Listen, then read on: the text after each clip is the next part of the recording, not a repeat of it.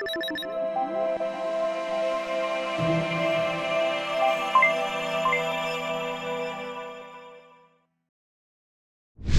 welcome to this episode. I know it's been a bit of a break, but hope everyone's been awesome. On this episode, we have with us Shounak. Welcome, Shounak. Thank you so much for joining us. Glad to be here. Thank you for inviting me. Awesome, awesome. A little background into Shaunak's profile. He is currently a senior product leader with Amazon on the Lab 126 team. Earlier, he was an MBA consultant with Google and graduated with an MBA degree from the Michael G. Foster School of Business. In his past life, he was a civil engineer with Dewberry. And in today's episode, we're going to go a lot deeper to understand this journey from being a civil engineer to leading and building teams on the product side at Amazon. It's going to be a very, very interesting episode. It's a couple of fun stuff lined up for you. So taking right in, Shounak, would love to hear the journey, right? Couple of years doing civil engineering, and then on the other end, getting into product and with one of the largest companies in the world, right? How's that experience been? Was it planned? And how's it shaped up so far for you? Yeah, just a minor correction over there, right? I wasn't in civil engineering for a couple of years. I worked as a civil engineer in the US for a good 6 years or so. Wow. So the journey was essentially just that, right? I did my bachelor's from Mumbai University, and then did my first master's from the US, and then in the DC metro area, started working as an environmental engineer. But after 6 years or so, I got like super bored of what I was doing, and that I think is one of the bigger regrets in my life, that I stayed in that field for such a long period of time, because I was pretty much bored after a couple of years. Um, but yeah, after making that decision to quit civil engineering at that point in time, I honestly didn't know what I wanted to do, right? So as you alluded to in before this interview started, you said, right, my journey has been slightly accidental for the most part. So back in sort of 2014, I moved back. I had quit. I moved back to India for a year and didn't do actually much of anything at all. I basically grabbed a motorbike and rode across India, right? I didn't know what I wanted to do. But I guess that it's fairly standard for people to go ahead and do MBA. So I did give the GMAT. I was slightly late for the CAT. So I ended up doing my master's in the US, MBA in the US again, right? Just because the deadlines were slightly later than I was prepared for. Um, it wasn't a well thought out career path, I'd say. Very emotional at that point in time for various reasons. And that's how it went, right? So when I joined the MBA, like I didn't know quite a lot in detail what options I had. I had talked to a few people.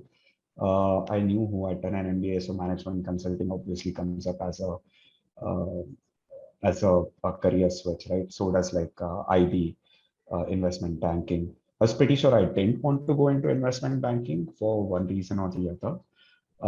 And obviously, right, getting into tech. So once you do your research, you figure out that most of these big companies have these sorts of feeder schools. And then I basically looked at the employment statistics, right, for all the MBA schools that I'd applied to.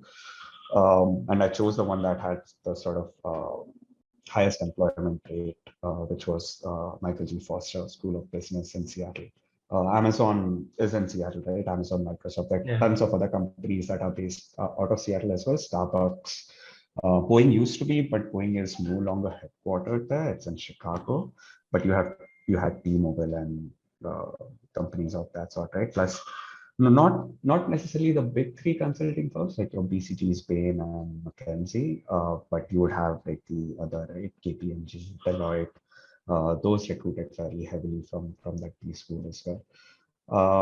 So yeah, once I went to B school, Amazon, I just got in through the campus hire over there. I'd interviewed for senior financial analyst and product roles for the full-time job placements, and I got offered both. I just chose product at that point in time because it seemed a little more interesting. So and my business school life was particularly bohemian. So I wasn't, Yeah. uh, like I said, like mostly sort of accidental, right? Go with the flow sort of Sure. thing. And uh, yeah, since I've been at Amazon since then, got hired as a senior PM. The thing about Amazon is, at least in the US, maybe not so much India, right? But I don't know how do they do campus recruitments in India. But it seems as if most of whom they hire from the US business schools tend to get hired at senior product manager levels, right? And not a product manager level. So Amazon doesn't have all of these different gradations in product management, right? Your APM, PM, PM1, PM2, PM3. It's fairly straightforward for Amazon. You are PM, then you are senior PM, and then you can basically, there's a fork in your career, right? You can either go the IC route, which then you become a principal PM, or you go the manager PM route, which is where I'm at. And then you basically manage a team of senior PMs, and it's very straightforward. It doesn't have, it's a very flat company in terms of organizational hierarchy. There are only about 12 levels, right, in total at Amazon manager, like right from your associates who work at fulfillment centers right up to the CEO, Andy Jassy, right? So it's fairly flat. It's promotions are few and far between. So yeah, that's essentially how I got into Amazon. I love product management, right? As every day is a new challenge. So Awesome, yeah, awesome. that's it. Awesome. Thanks for sharing that. Yeah. I think you come at the trifecta of the questions that we get most heavily asked. First one being how important is an MBA for product management. So we will cover that. And second, Yeah. given that you have, like you mentioned, not a couple of years, but lots of years in civil engineering, and then now you're with a tech company doing product management. So how easy has that journey been? So we will go deeper into these two. But before that, I just want to touch upon one of the points that you mentioned, right? You chose, like, as the org hierarchy goes up, from the senior PM route, you went down the route where you probably are managing a bunch of PMs, right? So that's the route you chose. How does your day-to-day differ from someone who probably went down the principal PM route? And then what next, right? What is the organizational hierarchy that follows for both roles? So my day-to-day between a sort of manager PM and principal PM or senior manager, right? So principal PM and senior manager PM are peers basically in the organizational hierarchy. The day-to-day doesn't change as much. It's just that the breadth of what a senior manager will look at might be much greater. And then you're actively managing senior PMs, right? Principal PM tends to be an IC role. Principal and senior manager is already people manager, right? So there's a bunch of people management tasks that essentially come your way. Principal PMs can also manage a few people, but there's a cap on the number of people that they can manage before they are actually shifted into the senior manager pathway. Um, so it doesn't necessarily differ all that much. It's only the principal PM goes deeper into their particular product that they are managing, versus the breadth might be slightly wider for a senior manager, while the depth will be lower, right? Breadth will be wider, depth might be lower, because the senior PMs who are reporting into you are much deeper in than you as an individual can ever go to. So you end up relying on your direct reports a whole lot. But in terms of people management tasks, it's a standard sort of people manager role, right? You're playing essentially 2 or 3 different roles. You're playing the coach, you're playing the mentor, you're playing the best friend. And in some instances, you're also sort of playing the devil, right? Trying to get somebody to perform. So yeah, essentially, it's not fundamentally different. They both look at their products from a long-term perspective, from a 3-year to a 5-year horizon perspective. They both think about what is it that the customers would want in that 3 to 5-year period. How should the product evolve? They are thinking about doing customer interviews. They're thinking about building scalable products. They are talking with a bunch of stakeholders, aligning stakeholders. They're doing financial analysis with the finance partner, figuring out what would be the ROI for any large project that we essentially pick up, all of those things. So they're not very fundamentally different.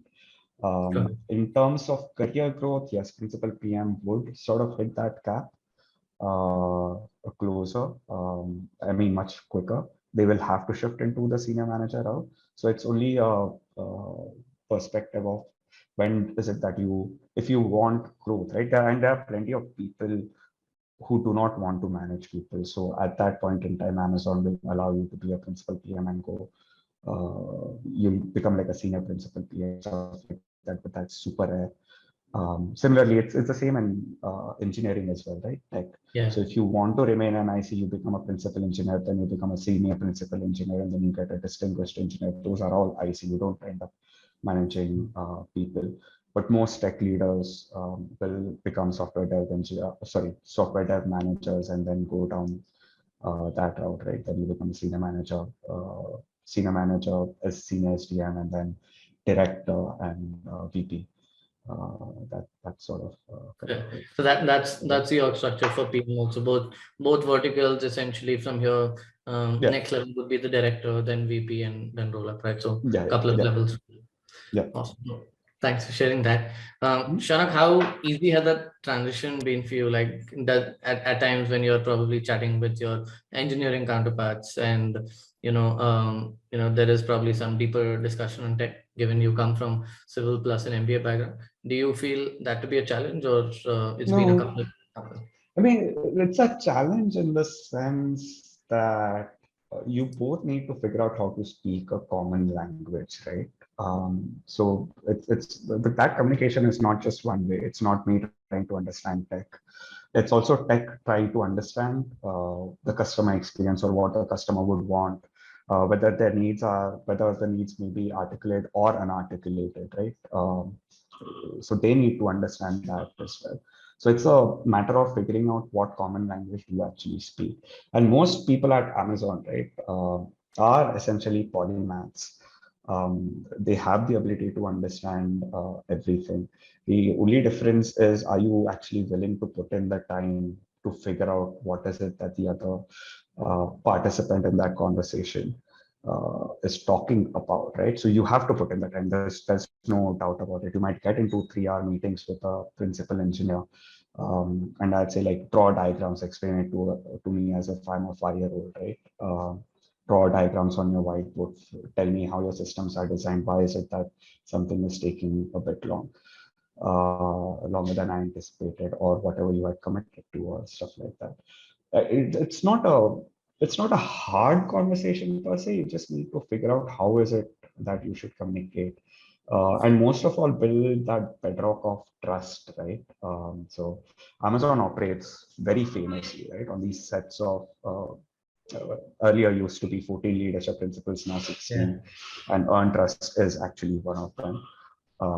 And that keeps an ongoing process. So if you develop that trust, I don't think those conversations are hard. Is it difficult to understand?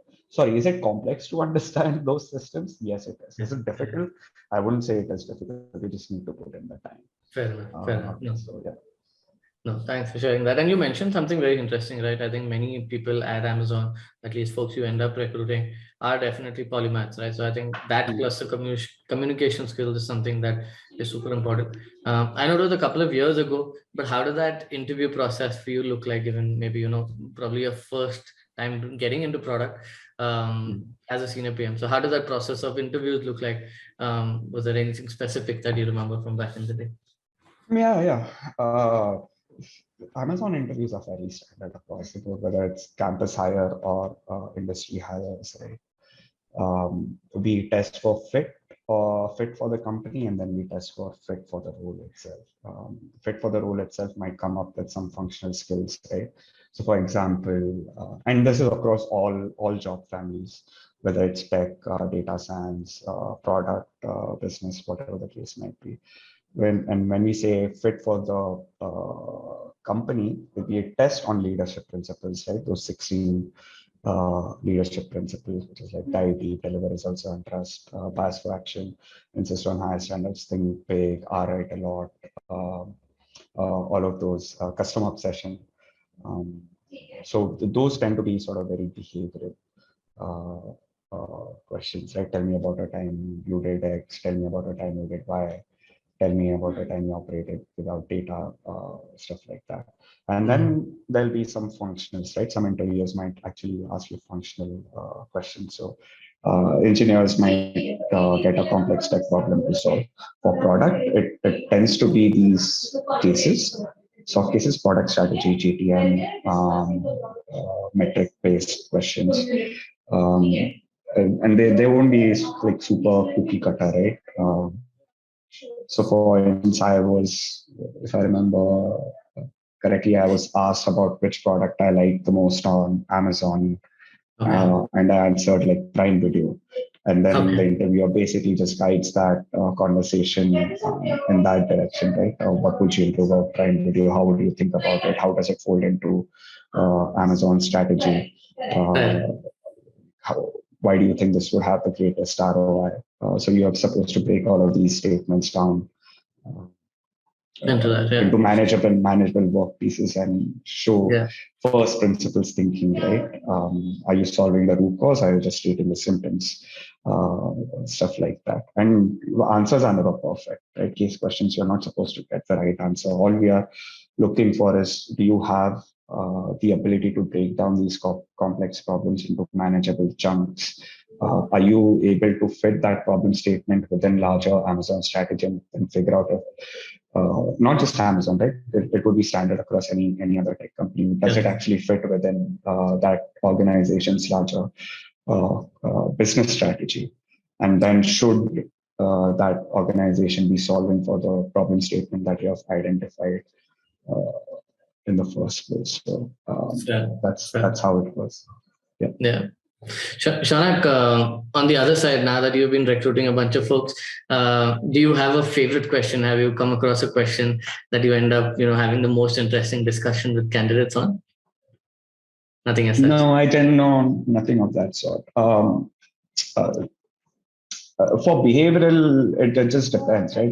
You get very disparate answers. There's no sort of lowest common denominator that you generally get over there. So I let the interviewee take the conversation wherever they might like, and I just sort of ask follow-up questions.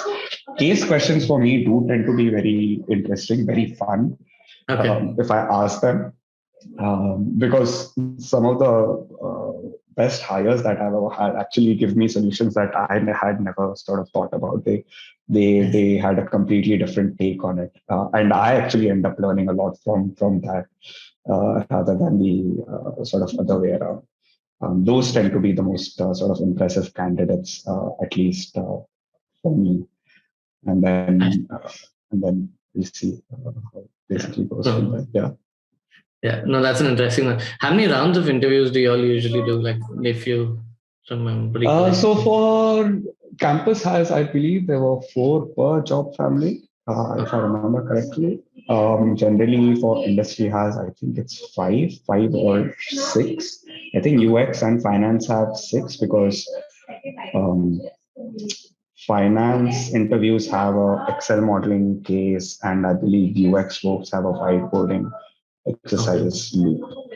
For product, I think it's just 5. You might get a 6th if there's a split loop, right?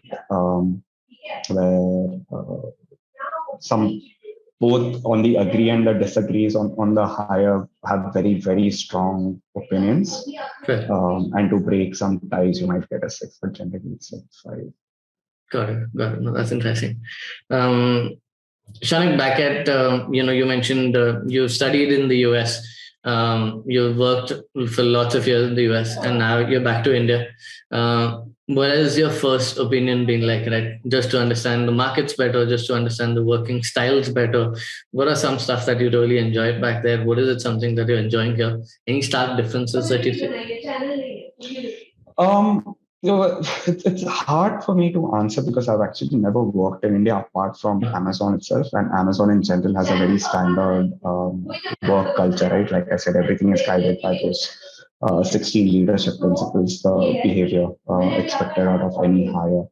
But having said that, while the overarching sort of culture is very standard, different teams do have their own sort of ways of working, right? So there'll be micro differences.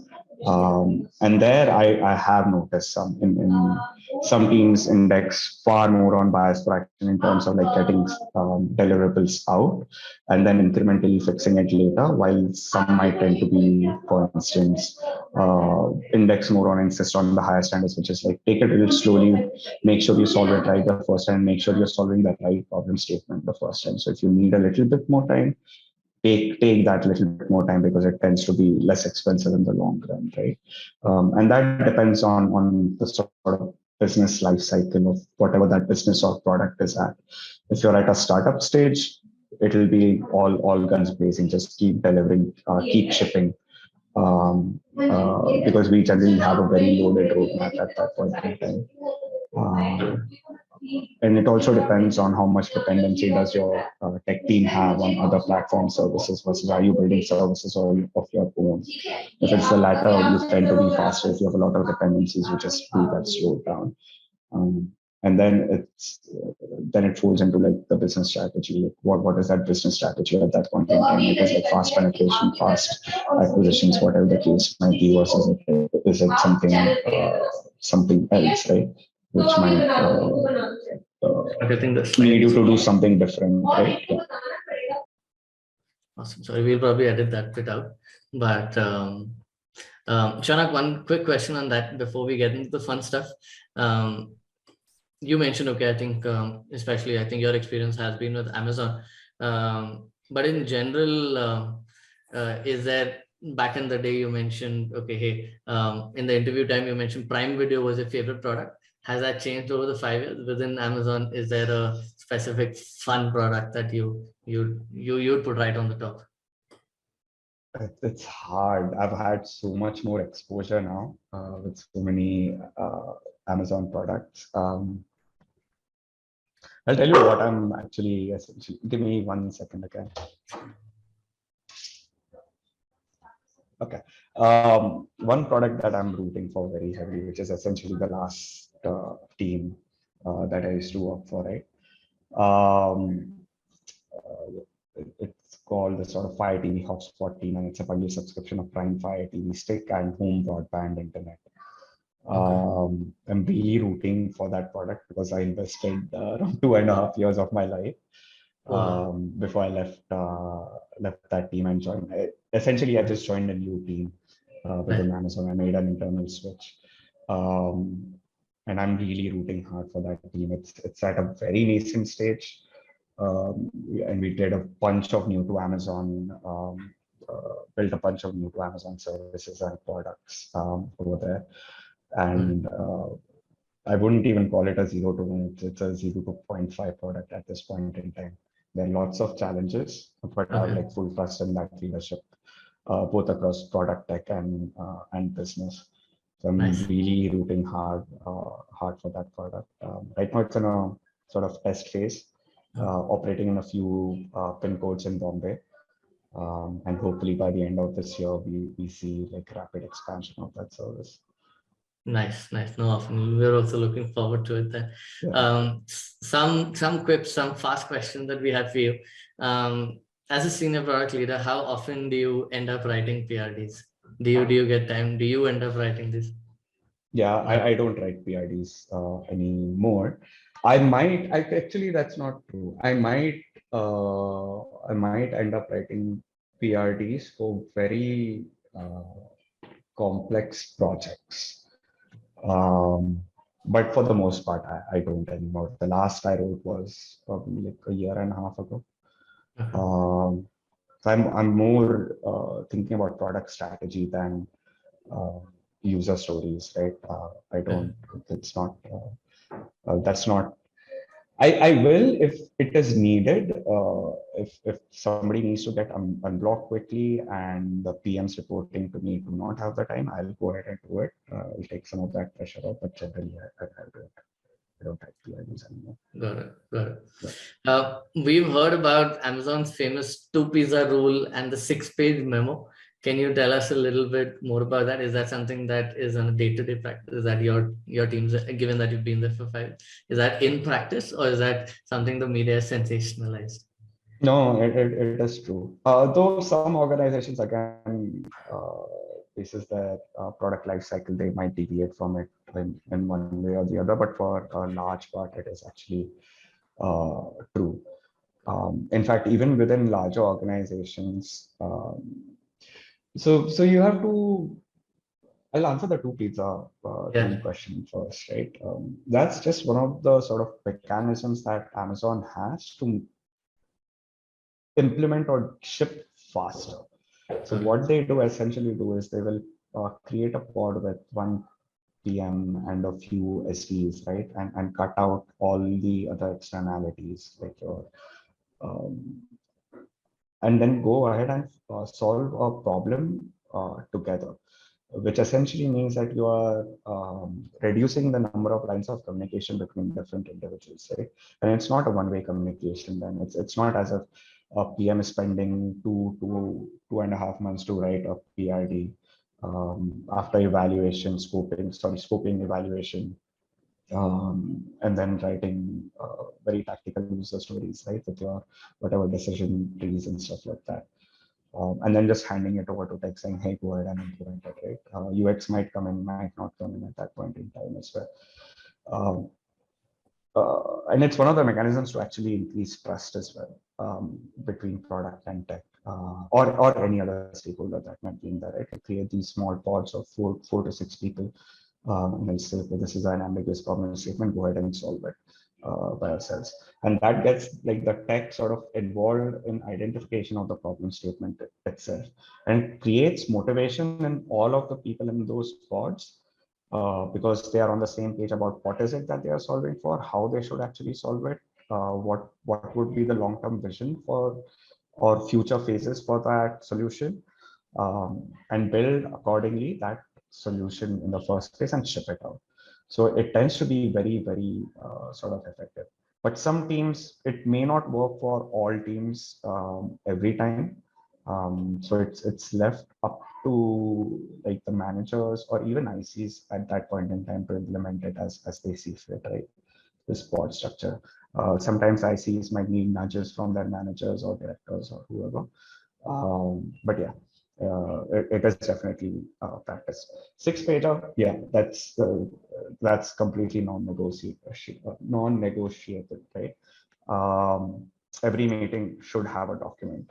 6 pages too long. We generally don't like 6 pages all the time. We'll write 6 pages for like long-term docs, right? Your strategy docs or operational plans or new business ideas. Those are what 6 pages tend to be, but it's all narrative style. That is completely true.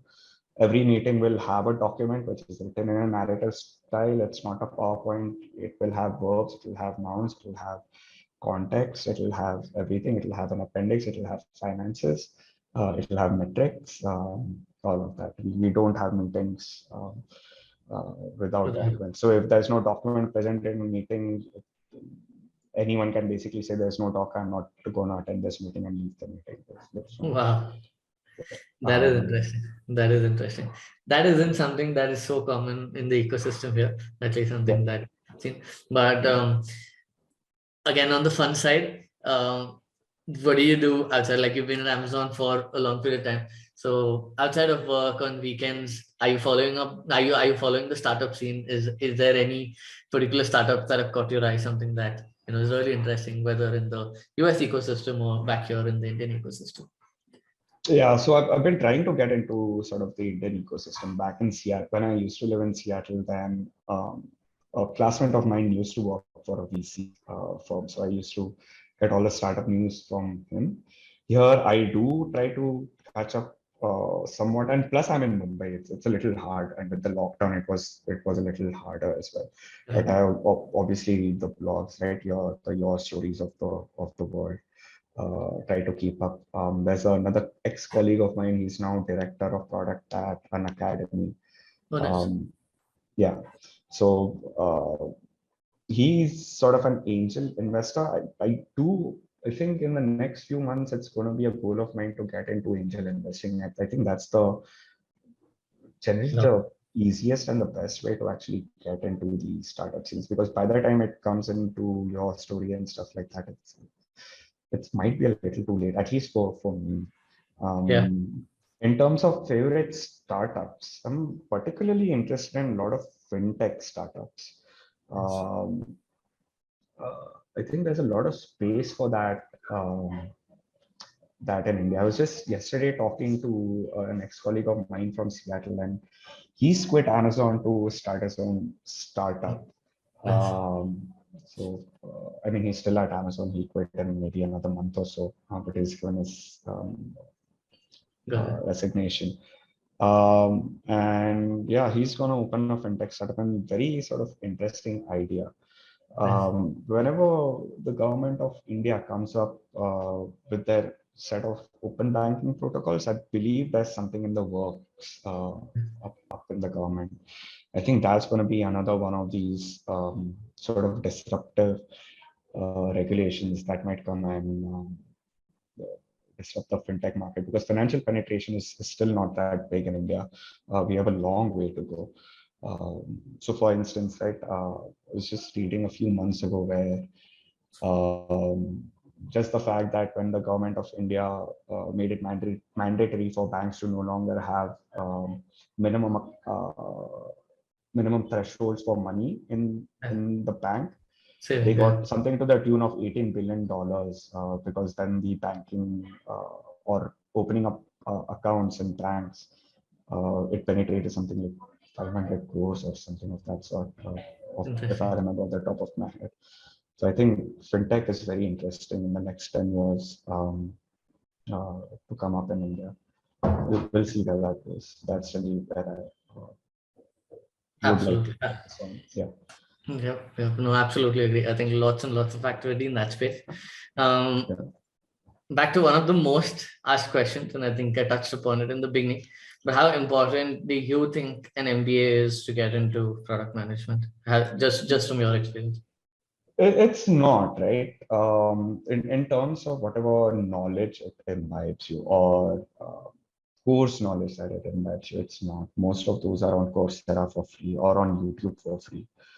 Um, um, you do need to understand your core finance, core economics, core marketing, core ops, perhaps even organizational structure, some like beginner leadership courses.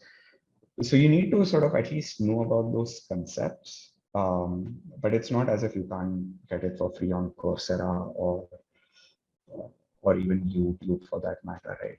What it does, MBA does allow you is the access to these companies, because these companies do have relationships, at least in the US, and I believe it's the same with at least the top tier MBA schools in India as well, right? Your IIMs and ISPs of the world. Um, so you get access to it, and you get a foothold in the sense that companies are willing to interview. So me as a civil engineer, if I had dropped my resume at Amazon, like I would never have got interviewed, right?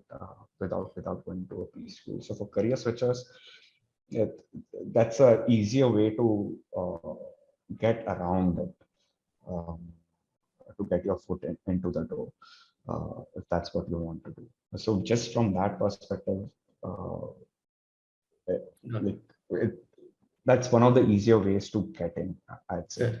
Now, but you Fair. need to sort of balance it against your ROI as well, right? It's sort of cost of opportunity. You're going to be spending 2 years in school, and your opportunity cost is actually a salary over 2 years, and then the ROI is the incremental salary that you might get after that.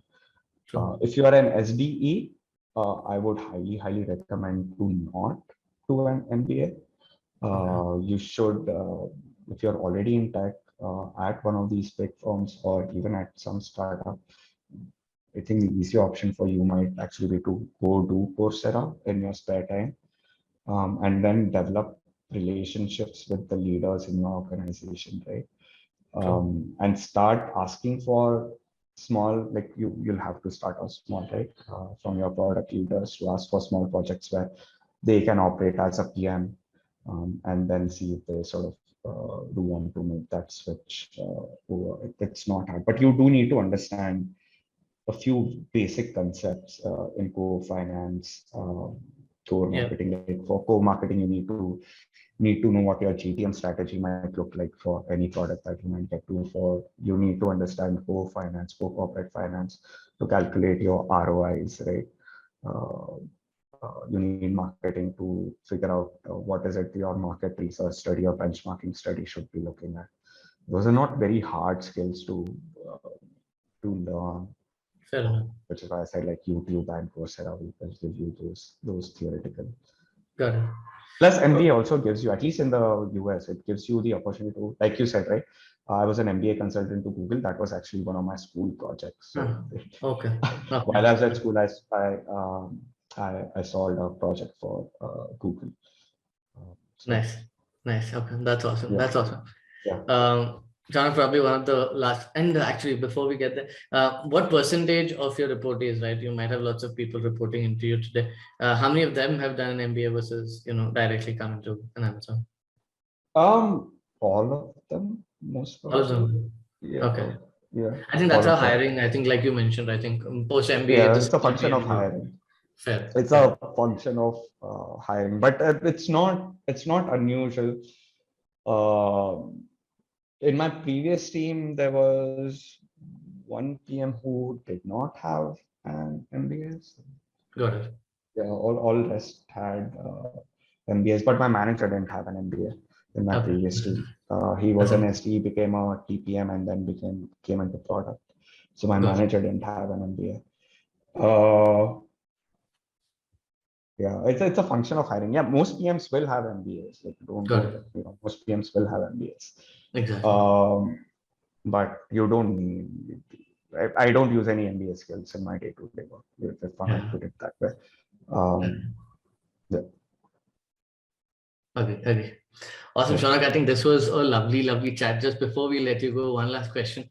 I think as you grow in this product ladder, you need to continuously keep upskilling in some form or the other. Just stay out there, right? So, has there been any go-to resources? Are there any mentors that you look up to? How important has that been in your life? If there are any people that you'd love to give a shout out to, would love you to take this opportunity. So, just want to hear that bit before we sign up. Yeah, I think that is perhaps one of the most important relationships you should build at any organization and any job family, right? Having a few great mentors you can go and talk to, and preferably not in your immediate team, um, right? Because they can be super objective about it there. So yes, I have quite a few mentors from my team in Seattle, right? My first manager at Amazon. He left Amazon, became VP, global VP of risk at Square. He is somebody I always bounce ideas of. My ex-director, again in Seattle, he's also left Amazon. He was one of the clearest thinkers that I have ever met. Like he had just had a way of simplifying all of the problems and telling you you're thinking about this wrong, you should be thinking about it this way. And just in terms of tenets and principles, right? He actually didn't solve the problem for me. He just used to say you're thinking about it the wrong way. If you're thinking about this way, go down that path and see what answers you get. And thirdly is the person who I told is also creating Amazon strategies and startup. He was a colleague, and yeah, like even he's perhaps the best product manager that I've ever met. Him and another classmate of mine who's a PM at Google. Very clear product instincts, I'd say, a brilliant product instinct. So again, right, you need to develop that relationship. You need to invest in that relationship. Make sure in one way or the other, right? Be grateful to the people who are your mentors. Make sure they understand how much you appreciate them. Because these relationships are not transactional. Like if there's one advice I'd give anyone at all, right, in a corporate structure, don't look at your relationships as being very transactional, because you will start burning bridges at that point in time. These are not transactional relationships. They might be one way, they might even be one-way relationships, but they're not transactional. So make sure you express your gratitude and be genuine about it. And yeah, that's the best way to. The I there's no price on having a great mentor. Let me put it that way. Having a great mentor absolutely helps. They will get you through the difficult times. They will, and sometimes the answers to your problems might actually be exit, go do something else, and they are the ones who would actually give you that clarity. So yeah, the mentors. There was a second part to your question. I forgot what it was. How do you continuously keep up, like the world around you? Oh, I read a lot. So in terms of pure sort of functional skill sets, right? Amazon has a fairly robust internal training modules, right? So if you want to learn about machine learning or AI, there are internal learning management systems that you could take to the extent of like 2-week courses or 3-week courses. They're broad conferences. So in terms of functional skills, there are those internal tools. I watch a lot of YouTube videos as well to learn about other difficult sort of concepts. Yeah, I watch a lot of YouTube to learn, or Coursera courses for something that piques me. I'm a very wide reader as well. So I'll read those tech blogs a whole lot, like your stories, and I'll try to dive deep wherever the case might be. And then it's just talking to a bunch of other people, right? You'll develop a network as you grow in any organization, and you ask them what problems are they trying to tackle. How do they think about solving it? Sometimes these changes might happen on a regulatory basis, right? That's why I was talking about. I think there might be some open banking protocols that might come out in the next few years. So yeah, being in touch. Just be again, leadership principle, right? Learn and be curious. That sort of comes very naturally to me. There are some leadership principles that don't come very naturally to me, but that sort of comes very naturally to me. I read a lot, and I watch a lot of YouTube videos. So, Got it. Well, that's interesting. We'll probably reach out to you to ask you some of your favorite channels and some of your books so that we can put it down in the description. But Shounak, I think this was an amazing chat. Thank you so much for joining us. We'll probably hit you up for a round 2 and go deeper into this discussion. But thanks once again for joining us today. Thank you so much. Bye.